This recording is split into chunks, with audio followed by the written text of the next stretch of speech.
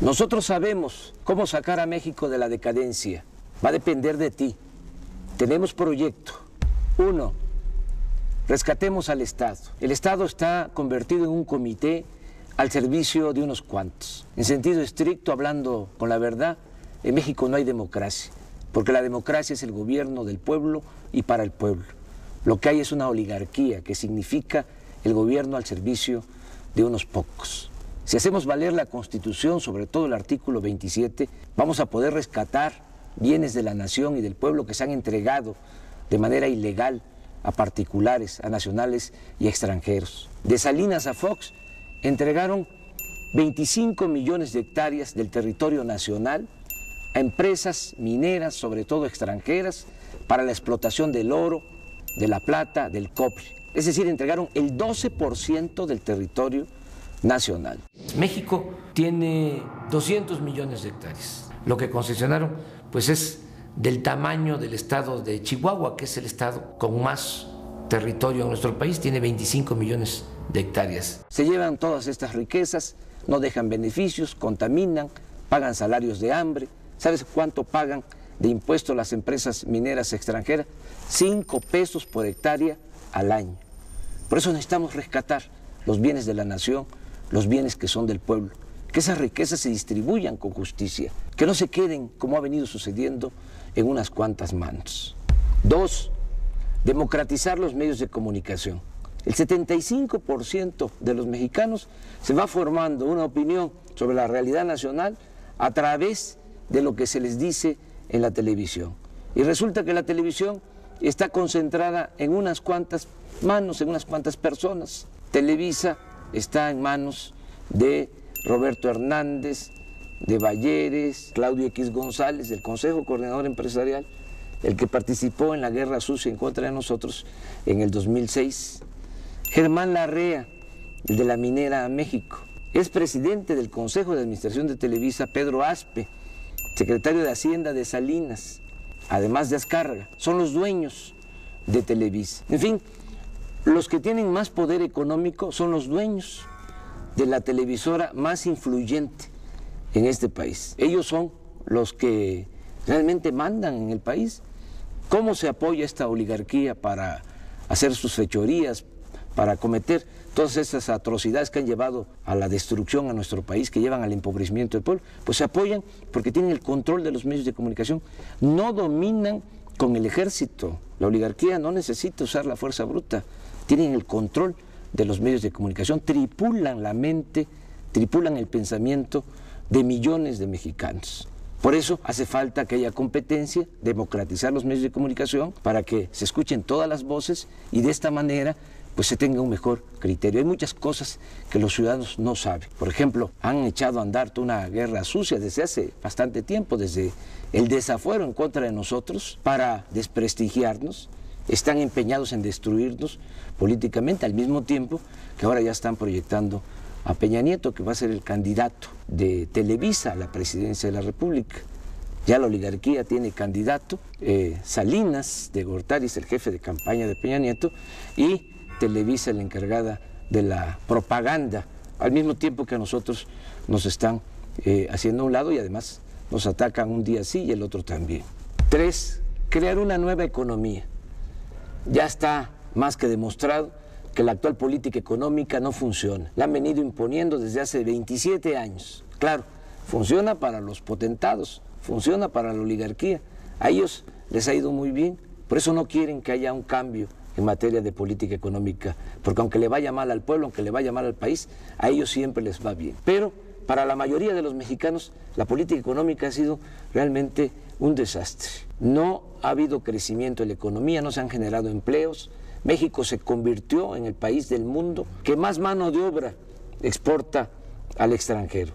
La gente por necesidad tiene que abandonar el país porque aquí no hay oportunidades de trabajo. ¿A qué no sabes que el año pasado, de los 152 países del mundo, México ocupó el lugar 143 en crecimiento económico? Es decir, estuvimos entre las 9 peores economías del mundo.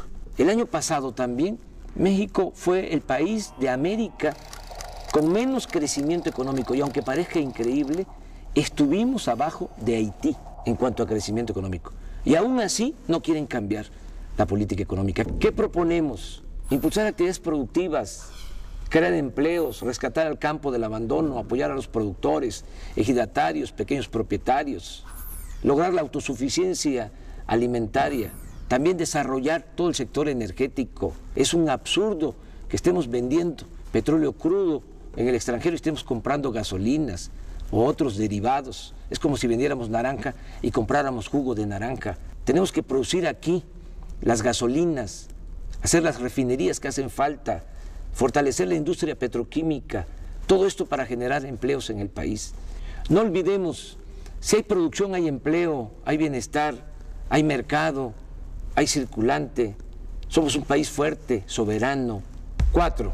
Combatir las prácticas monopólicas, que se cumpla lo que establece la Constitución en su artículo 28, que no haya monopolios que abusen y que den precios exagerados, que afecten a los consumidores, como sucede en el país. Hay un grupo de monopolios vinculados al poder que tienen protección y que abusan de los consumidores. Nosotros los mexicanos tenemos que pagar porque existen estos monopolios, porque no hay competencia, más por los bienes y servicios que consumimos. Pagamos 3 veces más por el cemento que lo que pagan los estadounidenses.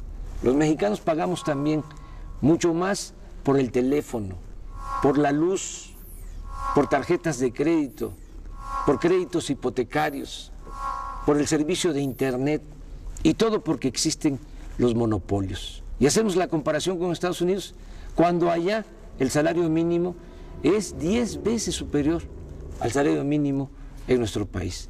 No es justo que estemos pagando precios exagerados por la existencia de estos monopolios. 5. Abolir los privilegios fiscales. Es una gran injusticia el que los de mero arriba no paguen impuestos o cuando los pagan se les devuelve. Ya quedó demostrado, hasta el mismo Calderón lo tuvo que reconocer, que en el 2008, por ejemplo, 400 grandes empresas, las 400 más grandes corporaciones del país, empresariales y financieras, obtuvieron ingresos por 5 billones de pesos. Estamos hablando de la mitad del Producto Interno Bruto, de la mitad de la riqueza que se generó en ese año en el país. Esto también demuestra cómo se concentra el ingreso, cómo se concentra la riqueza en unas cuantas manos, en unas cuantas corporaciones en nuestro país.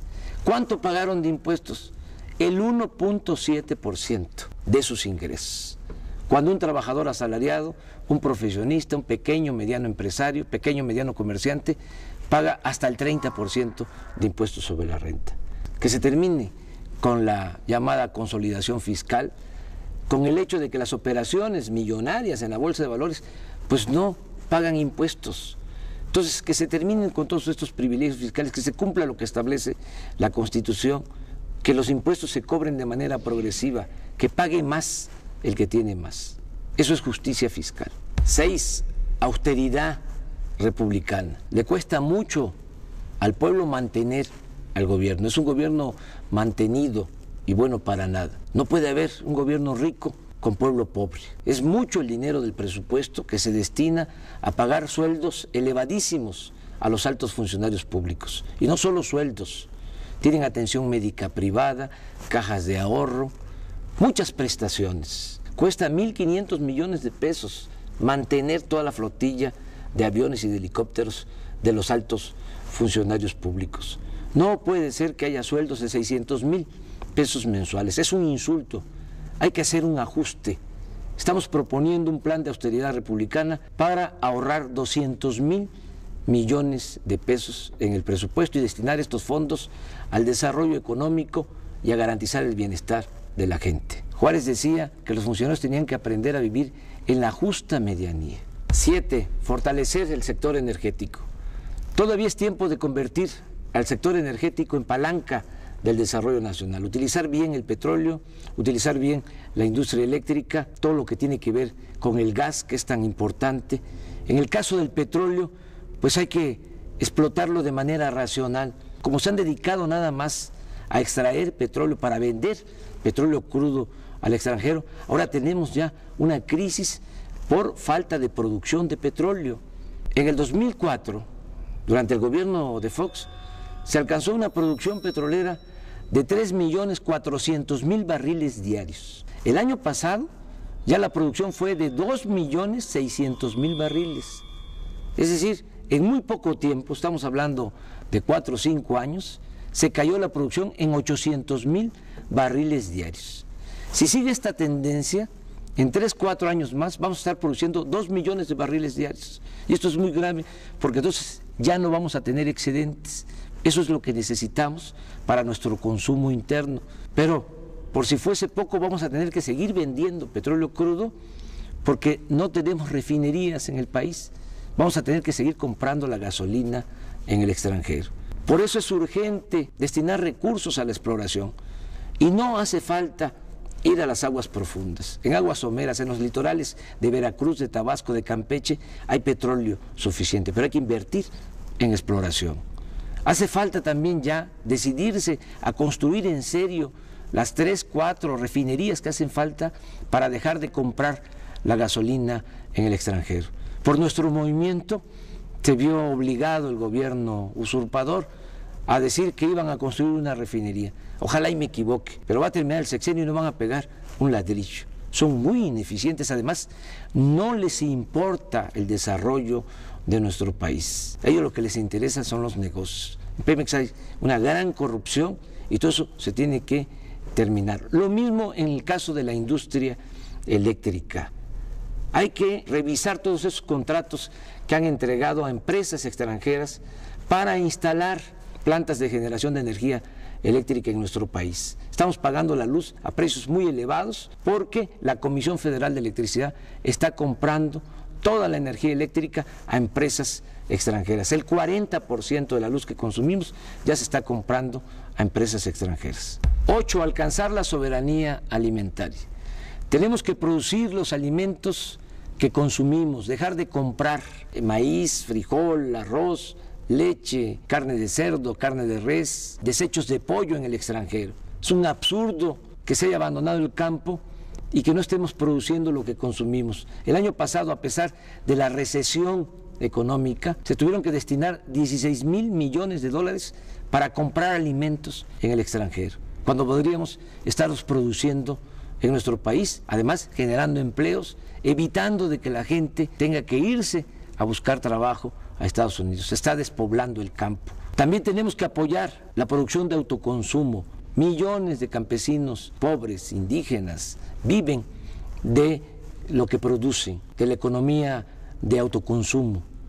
Hay que apoyarlos, ayudarlos a que sigan produciendo maíz, sobre todo, que es la base de la alimentación, y no al maíz transgénico. 9. Establecer el estado de bienestar, que se garantice la seguridad, el bienestar del mexicano, desde que nace hasta que muere, desde la cuna hasta la tumba. Ese es un ideal, se puede lograr. Hay que empezar por garantizar el derecho de los adultos mayores a una pensión justa. El estado de bienestar en Europa, por ejemplo, significa que a partir de los 65 años ya reciben en algunos países hasta 30,000 pesos mensuales de pensión. Eso es estado de bienestar. Nosotros tenemos que garantizar eso. Tiene que haber pensión universal para todos los adultos mayores. Tiene que haber becas de apoyo a todas las personas con discapacidad. Tiene que garantizarse la atención médica y los medicamentos gratuitos. Hacer valer lo que establece la Constitución, el derecho del pueblo a la salud. Y desde luego tiene que garantizarse el derecho a la educación. Que no se queden los jóvenes sin la posibilidad de estudiar, que no importe la condición económica, social de los padres, para que los jóvenes puedan tener acceso a la educación. No lo que ha venido sucediendo, que cada año rechazan a 300,000 jóvenes con el pretexto de que no pasan el examen de admisión en las universidades públicas, cuando la verdad es que no hay presupuesto, no hay espacio y por eso los están excluyendo. ¿Qué planteamos nosotros? Que todos los jóvenes tengan posibilidad de estudiar. 100% de inscripción en las escuelas públicas. Es mejor tener a los jóvenes estudiando que tenerlos en la calle. Ahora todo el mundo se rasga las vestiduras por esta situación de inseguridad y de violencia que desgraciadamente se está padeciendo, pero hay que entender por qué llegamos a estos extremos. En 27, 28 años no ha habido crecimiento económico, no hay empleo, sobre todo se les cerró las puertas a los jóvenes que no tienen posibilidad ni de trabajo ni de estudio. Está demostrado que no basta para enfrentar el problema de la inseguridad y de la violencia el usar al ejército, la mano dura, penas más severas. Hay que entender que la paz y la tranquilidad son frutos de la justicia. 10. Promover una nueva corriente de pensamiento, en donde lo más importante sean los valores.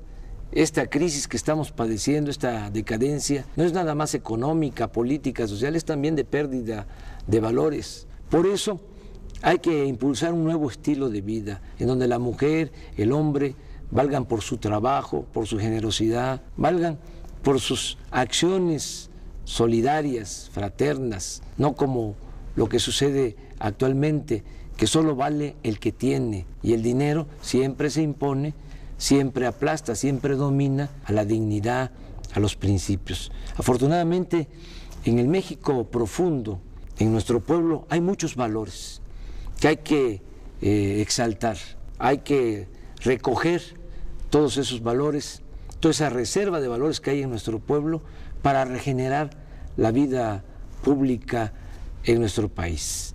Abajo no hay odio, abajo no hay codicia, eso tiene que ver más con lo que han venido induciendo últimamente. Y tenemos que recordar que la felicidad no es solo acumular riquezas, no solo es acumular bienes materiales, la felicidad es estar bien con uno mismo, estar bien con nuestras conciencias y sobre todo estar bien con el prójimo. A pesar de la tragedia nacional, no nos desanimemos. Si hay salidas, no caigamos en la desesperanza. Sí podemos sacar adelante a nuestro país, sí podemos sacar adelante a nuestro pueblo. Tenemos proyecto para sacar adelante a México. Depende de ti. Y recuerda, solo el pueblo puede salvar al pueblo.